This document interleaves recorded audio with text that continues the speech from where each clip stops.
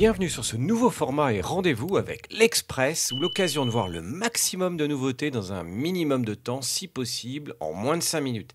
C'est plus d'infos et de sujets que dans l'hebdo, mais de façon express, très express même, pour le poids de la voix et le choc des vidéos. Terminator, cette T800 est presque le symbole du salon Intermode qui vient juste de terminer.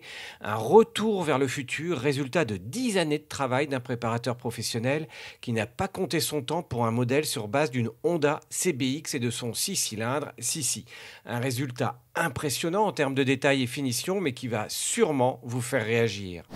Et parce que quand on parle de Terminator, eh bien on passe aux armes, eh bien les armes ne sont pas très loin, et on pense surtout à cet automobiliste arrêté avec une mitrailleuse sur le capot. Non, ce n'était pas pendant un tournage de film, c'était en vrai sur l'autoroute, et ça se passe en France. Et non, ce n'était pas non plus pour arriver à faire le plein dans une station-service, mais il a quand même été arrêté. Et dans le même état d'esprit, il y a quand même un automobiliste qui a donné 6 coups de couteau à un autre automobiliste dans une station-service cette semaine, juste parce qu'il avait coupé la file d'attente.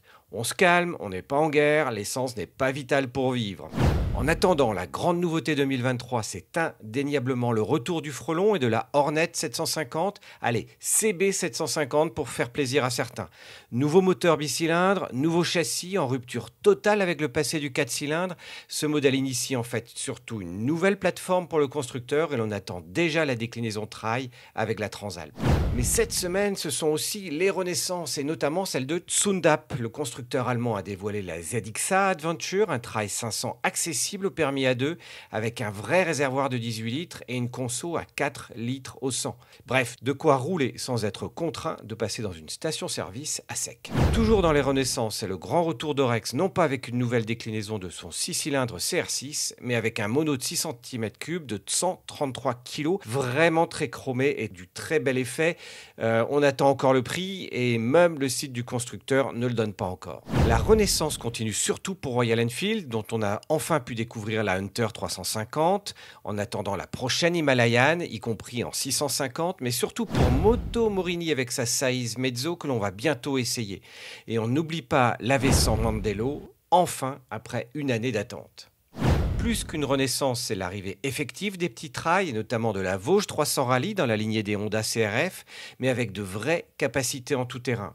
D'ailleurs, quand on parle de Vosges, on attend la Vosges 900 DS sur la base de motorisation de la BMW F900. Oui, la BMW F900 utilise bien un moteur Longines, en fait le même que celui qui équipe Vosges.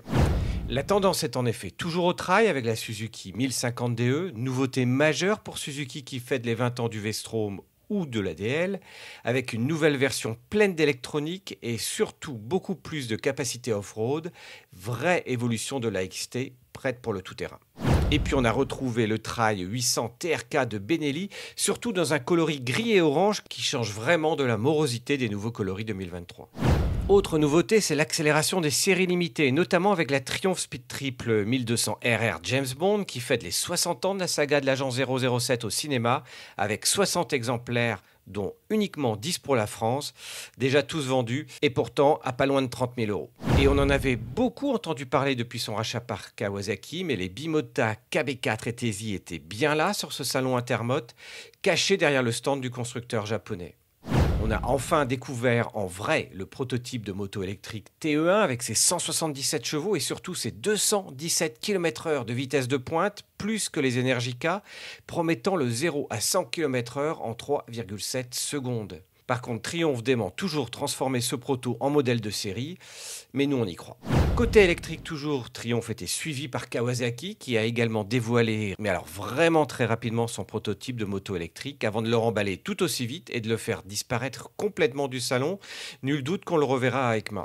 Nouveauté électrique majeure cette année, ce sont les deux Maxi Trail Zero et Energica avec les DSRX et Energica Xperia, avec à peu près la même puissance pour les deux modèles, mais 2 fois plus de couple pour la Zero Motorcycle, mais avec des prix allant de 26 700 € à plus de 30 000 €. Et puis, il y avait surtout des plus petits constructeurs comme Regent avec sa 2.0, Ovao Bike, ex-Autobike, mais aussi la Black Tea, La Sol ou les Teen Boat, dans tous les cas, on tourne toujours autour de 100 km d'autonomie pour des vitesses de pointe autour de 120 km/h, tantôt un petit peu moins, tantôt un petit peu plus jusqu'à 130, mais avec des prix oscillant plus proches de 10 000 euros.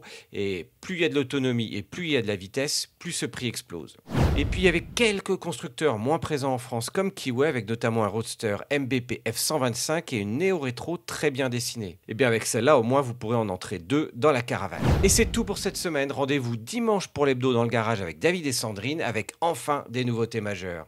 Et si vous découvrez la chaîne aujourd'hui, pensez à vous abonner en cliquant en bas à droite et n'oubliez pas un pouce vers le haut et vos commentaires. Merci de nous suivre et à très bientôt.